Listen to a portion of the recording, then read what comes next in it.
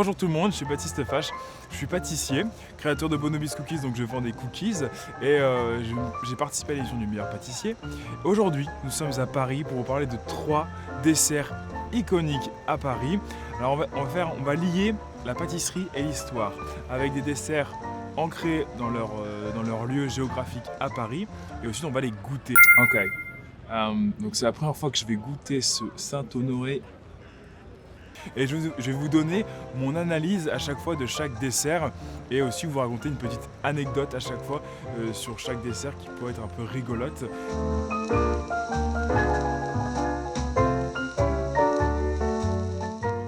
Alors ici nous sommes au jardin des Tuileries, juste à côté de la rue Saint-Honoré et ça tombe bien parce qu'on va manger un Saint-Honoré. Alors l'histoire du gâteau Saint-Honoré vient d'abord de la crème Chibouste. Car en fait, elle a été créée par Auguste Julien Chibouste, qui tenait la pâtisserie de son nom Chibouste. Et c'était comme maintenant Cédric Grolet, donc le Saint-Honoré qu'on va déguster plus tard. En fait, cette pâtisserie était célèbre et tout le monde s'arrachait un peu ses pâtisseries. Et il s'est inspiré d'une pâtisserie bordelaise qui s'appelle le flan suisse. Il l'a retravaillé un petit peu en faisant donc sa crème Chibouste qui était constituée donc d'une crème pâtissière allongée avec une meringue. Et à partir de là, il travaille une autre recette qu'il appellera plus tard le Saint-Honoré. Au fur et à mesure des années, les pâtissiers se sont appropriés cette recette et c'est ce qu'on va voir aujourd'hui avec Cédric Grolet qui lui a poussé vraiment l'art du Saint-Honoré au maximum avec une revisite à la fois classique et moderne. Et on va déguster ça et j'ai hâte de découvrir ce gâteau avec vous.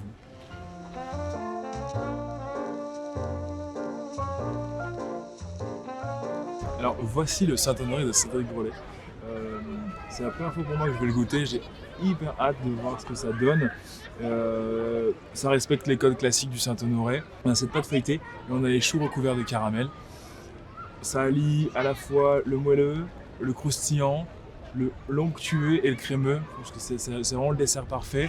C'est le dessert français, je pense, le plus abouti et le plus recherché, le plus difficile aussi à faire, à mon sens. Et j'ai hâte de goûter ça. Ok. Donc c'est la première fois que je vais goûter ce Saint-Honoré. Déjà juste à la découpe, quand je vois tout ce qu'il y a dans ma cuillère, ça me donne envie. C'est fou. Donc allez, j'y vais. Bon bah. Bon. Pour le goût, c'est excellent. C'est vraiment parfait. On a un jeu de texture qui est complètement dingue. On a le croustillant. On a ce goût vanillé qui explose en bouche. On a en plus un côté limite un peu torréfié parce que le caramel il est bien cuit, il est un peu poussé, donc on casse le goût trop sucré. Et puis en fait j'ai envie de retaper dedans quoi. C'est beaucoup trop bon. Et vraiment cette crème là. Alors ça c'est de la chantilly qui est très aérienne. Et là après on a une crème pâtissière qui va être là. Alors non c'est même à l'aspect c'est même peut-être même une crème diplomate. On voit tous les grains de vanille qui sont là. Pour le coup, c'est une très très bonne surprise.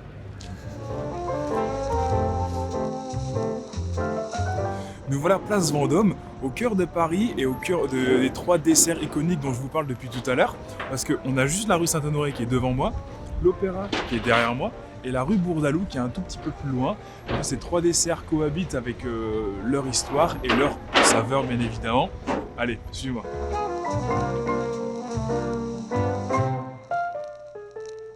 Une tarte Bourdaloue juste devant nous et c'est un dessert où en fait on connaît bien où elle a été créée, où elle a été fabriquée et inventée, mais on ne sait pas trop par qui ni comment. En fait, il y a beaucoup d'histoires autour de cette tarte. Tout simplement, elle vient de la rue Bourdaloue, qui est dans le 9e arrondissement. Donc là, on est allé chez Sébastien Godard, qui est juste à côté, rue des Martyrs. La tarte Bourdaloue, elle a été créée par Nicolas Godin, un pâtissier qui venait d'une pâtisserie qui était rue Bourdaloue à l'époque et qu'on a perdu. Alors bien sûr, cette pâtisserie, on peut la manger dans la rue, à la main, c'est assez facile. Mais là, on est finalement dans un salon de thé. On va utiliser une fourchette et un couteau. Alors, j'en découpe finalement. Je prélève une petite part et hop. Non. très bon.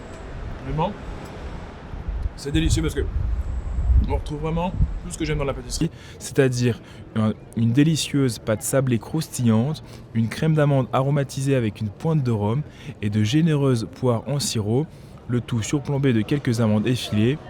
Si vous cherchez un dessert traditionnel qui respecte les codes, là on y est. Vraiment, alors il n'y a pas de surprise, il n'y a pas de revisite, mais c'est important de savoir trouver un bon basique finalement. De la recette originale, il ne reste que peu de traces, mais on sait qu'elle était très différente de celle d'aujourd'hui, car à l'époque, elle ne contient pas de poire. Il s'agit d'un gâteau à base d'amandes pilées, d'œufs, de sucre, de fécule de riz et un peu de kirsch. Le tout décoré d'une croix religieuse en brisure de macarons, afin de rendre hommage à Louis Bourdaloue, ce prêcheur jésuite, brillant orateur qui captivait les foules et les cours de France. Petite anecdote, Louis Bourdaloue faisait des sermons qui duraient des heures entières, rendant difficile l'écoute de son public, et à l'époque, il était inimaginable d'interrompre un saint homme, même pour aller se soulager aux toilettes. Et donc, Bourdaloue, en plus de la rue, il donna son nom à un pot de chambre. Nous voici donc derrière l'opéra pour vous parler d'un autre dessert iconique de Paris, l'opéra. Donc ce dessert, finalement, il est assez récent, mais il a été pendant longtemps sujet d'une petite querelle entre deux grandes maisons parisiennes, la maison Dalloyau et la maison Le Nôtre. Dalloyau a gagné finalement cette invention de l'opéra, et ce dessert se compose donc de 3 couches de biscuits Joconde, de 2 couches de crème café, de crème au beurre au café, et d'une ganache au chocolat au-dessus, ce qui fait sa signature. Cette couche de ganache, justement, elle nous rappelle le parquet de l'opéra.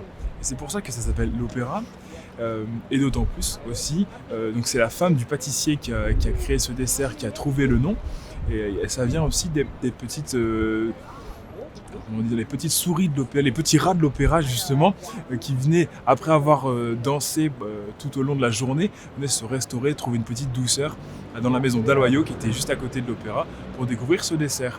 Et maintenant, nous aussi on va le découvrir ensemble et le déguster. Alors voici notre opéra, il est vraiment classique de chez classique, on retrouve tous les bons basiques, c'est-à-dire 3 couches de biscuits Joconde, 2 couches de crème au beurre aromatisée au café et une couche de ganache au chocolat juste là, le tout recouvert d'une couche en chocolat bien craquant et de sa petite feuille d'or. Ça c'est vraiment toutes les basiques du dessert opéra. Il me semble qu'il est plutôt très bien réalisé, il a l'air crémeux, bien imbibé, donc pas trop sec. Alors, il ne nous reste plus qu'à le déguster. Hop. Ben voilà. Ben, c'est plutôt très bon. Ça correspond à tout ce qu'on attendait d'un opéra. On a vraiment une saveur chocolatée. On a le café qui est bien aussi là, qui vient napper tout le palais. Et cette couche de chocolat bien craquante au-dessus, ça remplit sa mission. Parce qu'en fait, la mission principale de l'opéra, c'est que en chaque bouchée, vous retrouvez toutes les saveurs du dessert. Il faut vraiment qu'il n'y ait pas de... c'est un dessert de traiteur par excellence. Parce que vous pouvez le couper dans toutes les tailles que vous voulez. Vous allez toujours avoir la même expérience gustative. Donc c'est ça l'expérience. La mission est réussie. J'espère que cette découverte de 3 desserts parisiens vous aura plu, puisque vous pouvez retrouver finalement les différentes adresses et faire un petit jeu de piste comme ça dans Paris, un jeu de piste sucré finalement. Et à bientôt.